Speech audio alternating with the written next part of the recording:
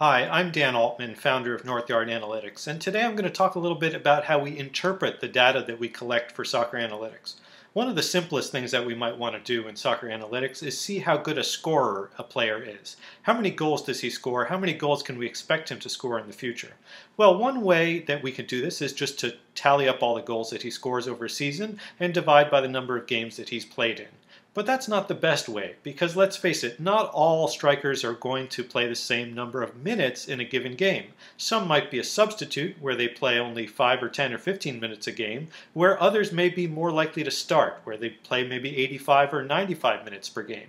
So if we use the minutes that they're on the field as a denominator to divide the number of goals that they score, then we have a better idea of how likely they are to score in a given period of time.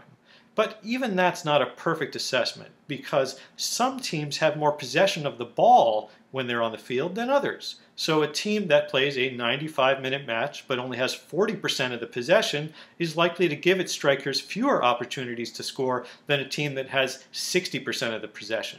So now we want to adjust our denominator for how many minutes the team has in possession of the ball with that player on the field. Well, even that can run into problems for us, especially when we look at other types of statistics. We might want to look at interceptions or tackles. And then when we start to use minutes in possession as the denominator, we have problems, because interceptions and tackles can affect the number of minutes that a team has in possession of the ball. So we have the numerator and the denominator linked together, and we're not going to be able to create reliable statistics.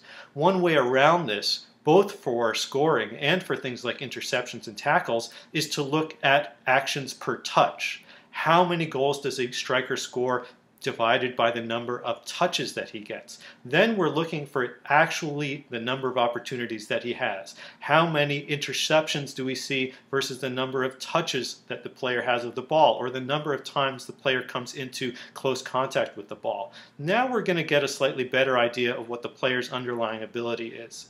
Of course, if you're looking at scorers, there are other things you might want to consider too. For example, a player that scores a lot of goals from penalties may not be the best player that's creating chances, because after all, someone else may have won the penalty, and this lucky player just stepped up to the penalty spot to take a kick that had a 75 to 80% chance of scoring. So you might want to adjust for something like that too. But the key here is really to look at the numerators and the denominators separately, and to think very hard about what it is that you're actually trying to measure.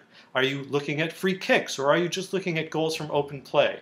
Are you looking at players that come on late in the games when defenders might be tired, or players who play through the whole game where they might have periods where they're sharper or perhaps not as sharp? All of these are questions that you want to think about when you start to interpret data, and these can help you to come up with better assessments of players on the field.